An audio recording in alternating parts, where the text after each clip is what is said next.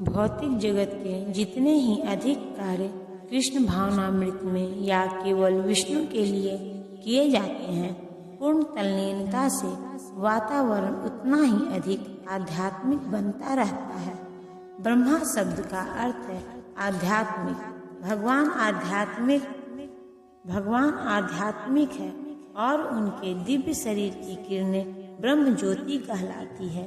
यही उनका आध्यात्मिक तेज है।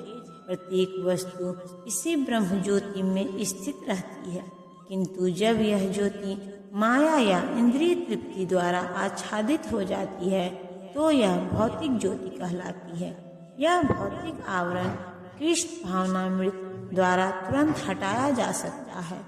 अतएव कृष्ण भावनामृत के लिए अप्रति हवि ग्रहण करता हवन होता तथा फल ये सब मिलकर ब्रह्म या परम सत्य है। माया द्वारा आच्छादित परम सत्य पदार्थ कहलाती है। जब यही पदार्थ परम सत्य के निमित्त प्रयुक्त होता है तो इसमें फिर से आध्यात्मिक गुण आ जाता है। कृष्ण भावनामृत मोह जनित चेतना को ब्रह्मा या परमेश्वर मुख करने की विधि है। जब मन कृष्ण भावनामृत में पूरी तरह निमग्न रहता है तो उसे समाधि कहते हैं। ऐसी दिव्य चेतना में संपन्न कोई भी कार्य यज्ञ कहलाता है। आध्यात्मिक चेतना की ऐसी स्थिति में योगदान करता, योगदान, उपभोग, यज्ञ करता तथा अंतिम फल यह सब पर ब्रह्म में एकाकार हो जाता है। यही कृष्ण भावनामृत की विधि है। कुछ योगी विभिन्न प्रकार के यज्ञों द्वारा देवताओं की भली भांति पूजा करते हैं और कुछ परम ब्रह्म रूपी अग्नि में आहुति डालते हैं। जैसा कि पहले कहा जा चुका है, जो कृष्ण भावना भावित होकर अपना कर्म करने में लीन रहता है वह पूर्ण योगी है। किंतु ऐसे भी मनुष्य हैं जो देवताओं की पूजा करने के लिए यज्ञ करते हैं और कुछ परम ब्रह्म या परमेश्वर के निराकार स्वरूप के लिए यज्ञ करते हैं। इस तरह यज्ञ की अनेक कोटियां हैं। विभिन्न यज्ञकर्ताओं द्वारा संपन्न यज्ञ की ये कोटियां केवल बाह्य वर्गीकरण है। वस्तुतः यज्ञ का अर्थ है भगवान विष्णु को प्रसन्न करना, और विष्णु को यज्ञ भी कहते हैं। विभिन्न प्रकार के यज्ञों को दो श्रेणियों में रखा जा सकता है। सांसारिक द्रव्यों के लिए यज्ञ द्रव्य यज्ञ तथा दिव्य ज्ञान के लिए किए गए यज्ञ ज्ञान यज्ञ। जो कृष्ण भावना भावित है उनकी सारी भौतिक संपदा परमेश्वर को प्रसन्न करने के लिए होती है, किंतु जो किसी क्षणिक भौतिक सुख की कामना करते हैं वे इंद्र, सूर्य आदि देवताओं को प्रसन्न करने के लिए अपनी भौतिक संपदा की आहुति देते हैं।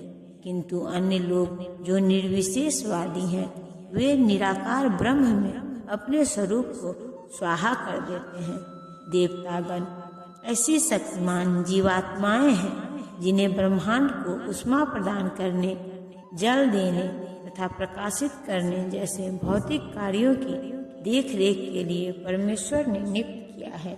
जो लोग भौतिक लाभ चाहते हैं वे वैदिक अनुष्ठानों के अनुसार विविध देवताओं की पूजा करते हैं। ऐसे लोग बाहिर्वादी कहलाते हैं। किंतु जो लोग परम सत्य के निर्गुण स्वरूप की पूजा करते हैं और देवताओं के स्वरूपों को अनित्य मानते हैं वे ब्रह्मा की अग्नि में अपने पाप की ही आहुति दे देते हैं और इस प्रकार ब्रह्मा के अस्तित्व में अपने अस्तित्व को समाप्त कर देते हैं। ऐसे निर्विशेषवादी परमेश्वर की दिव्य प्रकृति को समझने के लिए दार्शनिक चिंतन में अपना सारा समय लगाते हैं। दूसरे शब्दों में सकाम कर्मी भौतिक सुख के लिए अपनी भौतिक संपत्ति का यजन करते हैं, किंतु निर्विशेषवादी परम ब्रह्म में लीन होने के लिए अपनी भौतिक उपाधियों का यजन करते हैं।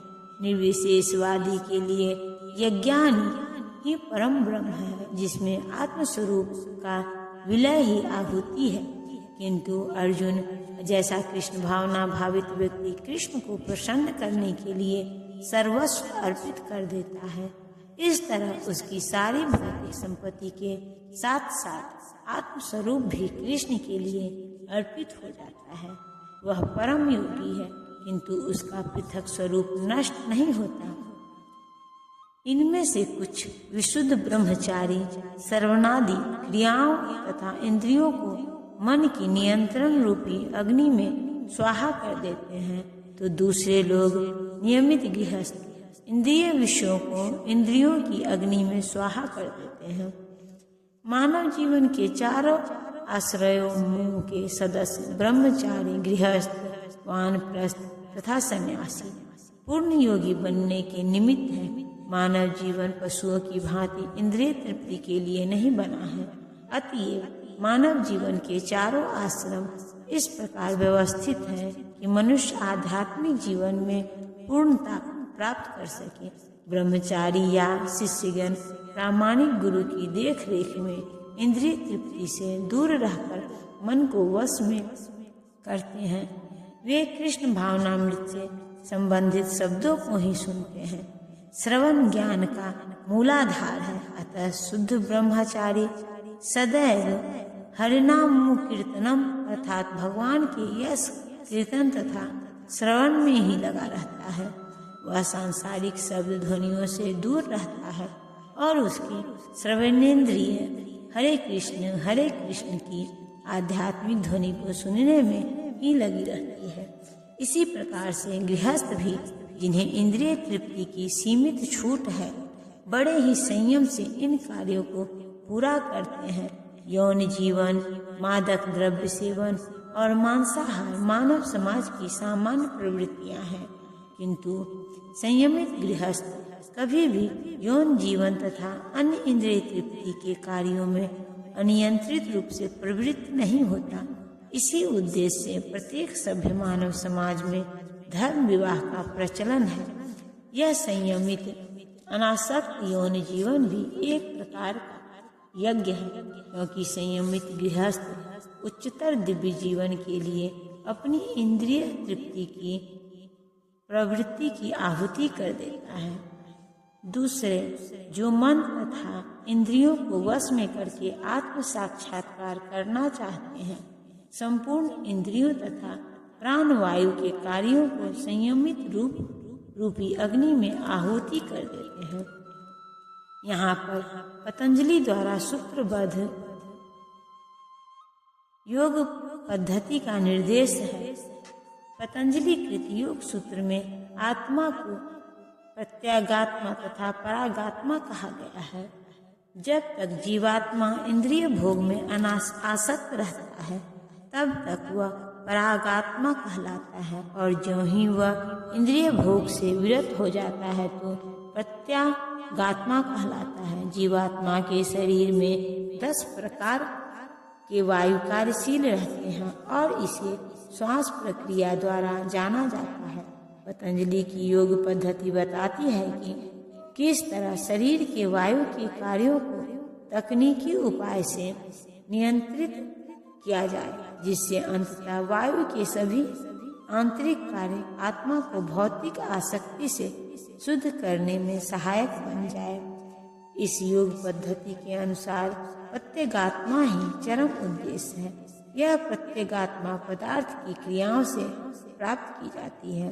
इंद्रिय विषयों से प्रतिक्रिया करती है, यथा कान सुनने के लिए, आँख देखने के लिए, नाक सूंघने के लिए, जीभ स्वाद के लिए तथा हाथ स्पर्श के लिए है।